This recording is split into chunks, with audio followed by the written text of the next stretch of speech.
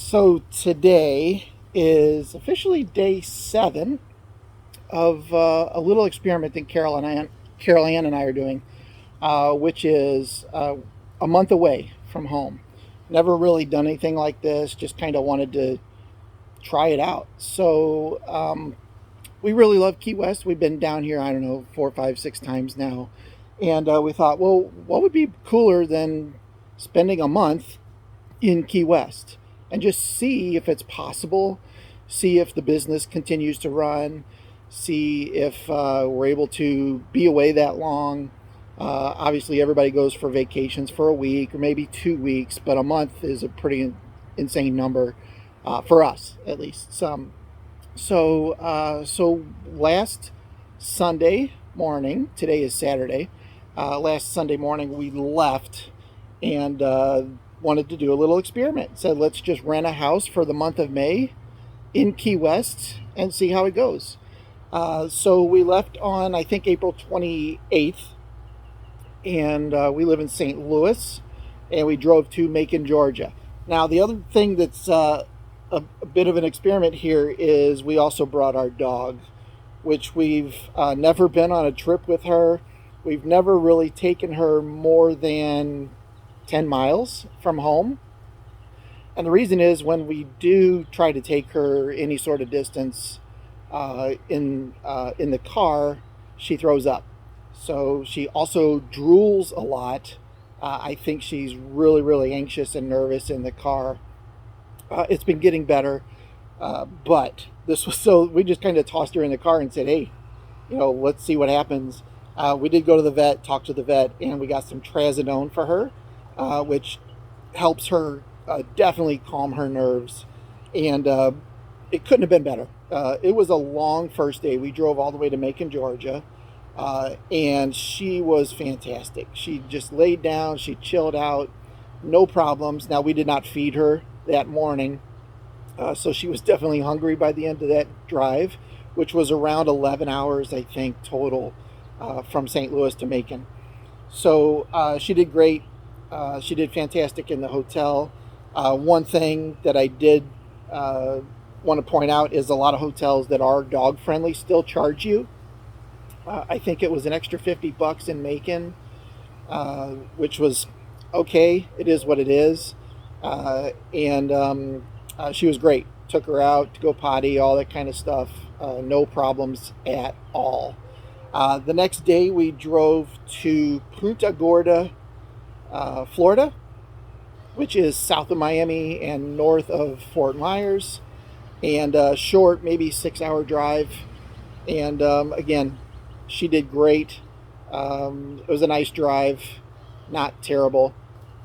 And we spent 2 days in Punta Gorda. So one thing I did make a mistake on was when I was setting up the hotel for Macon, I chose it a day early on accident. I did my math wrong, and that had us an extra day somewhere because we couldn't check in here until May 1st.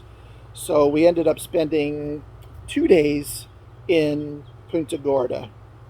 But we were downtown. I guess we were considered down in the old town or something. And it was awesome. We had a great time. We walked around town, went to a couple places.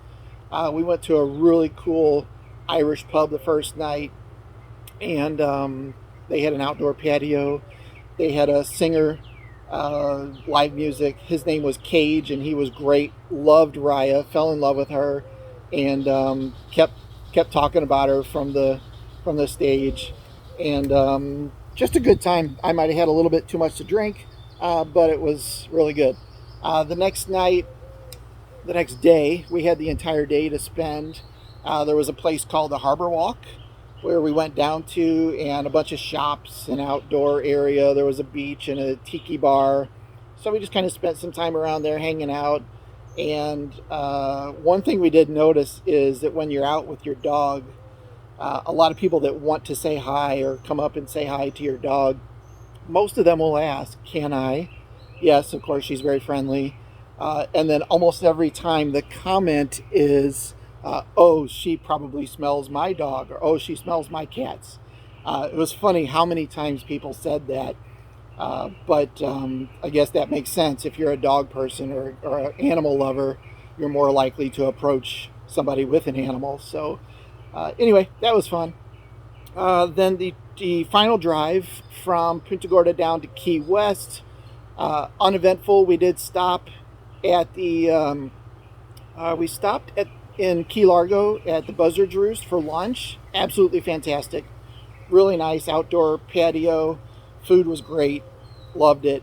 Then we drove down to Isla Morada and stopped at the Isla Morada Brewing Company. We always seem to stop there for a drink, and they've got a patio behind it. Although the first place that we came across that was 100% dog friendly, they even had like a certificate or license or something on the front window that said we're 100% dog friendly.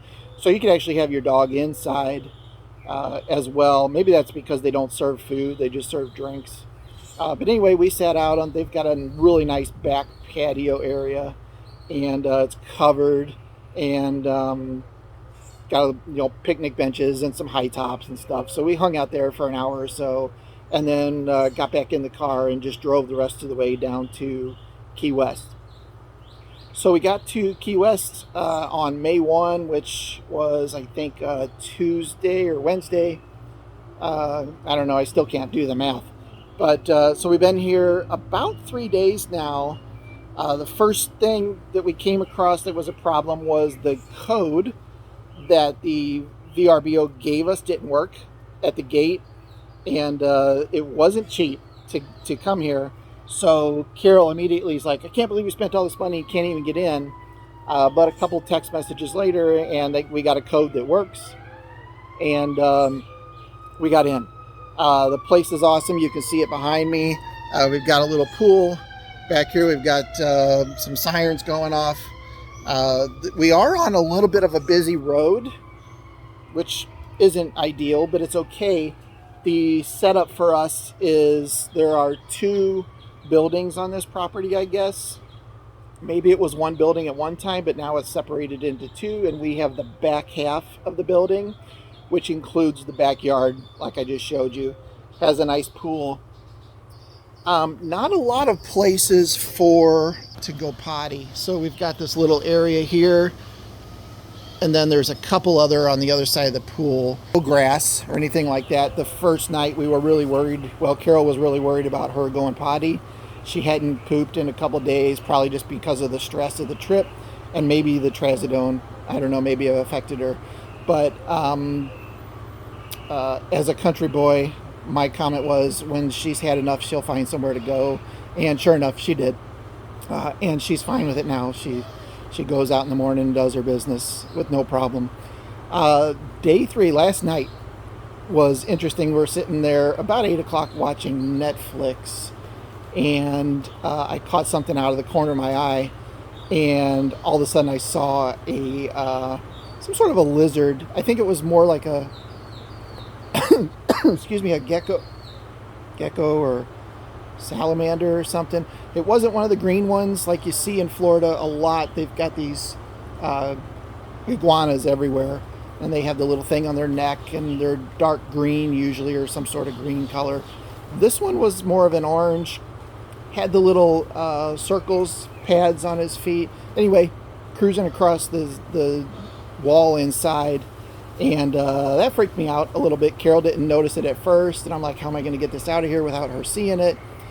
Which wasn't a thing. So I said, hey, Carol, we've got an issue.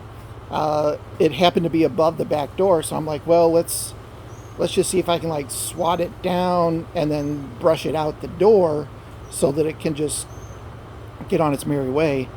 But we couldn't find a broom. The entire place does not have a broom, or if it does, we were unable to find one. So I ended up getting a towel and kind of like swinging the towel at it, which he did fall down. I was able to catch him in a paper towel and chunk him out the door. That was oversimplified. It was a good couple minute struggle to find him, because he fell down at one point, scurried behind a basket. I was like, this isn't going to work, because Carol's going to be awake all night if she knows there's something running around in here. But anyway, able to find him, able to capture him. I did end up pulling his tail off, which apparently is pretty common. and I know he'll grow another one, but the tail kept wiggling for a good minute or two. I'm assuming that's something to distract the predator so that he can get away. But anyway, that was kind of interesting. And I'll wrap this up. Last thing, this morning or yesterday, we saw a lot of these. There's a lot cruising around. I don't think, but there's some other. Let's see if I can. There's some up here. This is the umbrella, and they're kind of cruising around here. And I saw one cruising around yesterday. This guy here, and you can see today he's actually started making a cocoon. Here's another one that was cruising around yesterday. He started making a. So apparently we're in caterpillar turning into cocoon season, which is fine. We'll have some more beautiful butterflies here in a little while, but minor things, nothing horrible. Can't wait for another week. This has been a fun little adventure so far. One other comment: the groceries are a little bit more expensive here, which makes sense because two more comments. Because it takes longer to get everything here, right? We're just farther away from anything. We're about 4 hours from Miami by car. We are over the flight path, so there is a airport here, but it doesn't have big planes. Some bigger planes, I mean, maybe 50, 60 passenger planes are about the biggest that come into here. And then my other comment, I was on Amazon a couple days ago looking to order a few things to come in here, and that was on May 1st, and it said it could be delivered on May 7th if I ordered within the next X number of hours. Didn't order anything, but later on that night, Carol was on Amazon looking at something, and it said order now for May 14th delivery. So it looks like maybe Amazon orders only come every 7 days here, or it takes them, once the cutoff hits, it takes them 7 days turnaround time to get stuff here. So that's to be noted as well, that things take a little bit longer to get here, which makes sense. But anyway, I'll wrap this up. Hope you guys are having a great day, and we'll do another Key West update next week.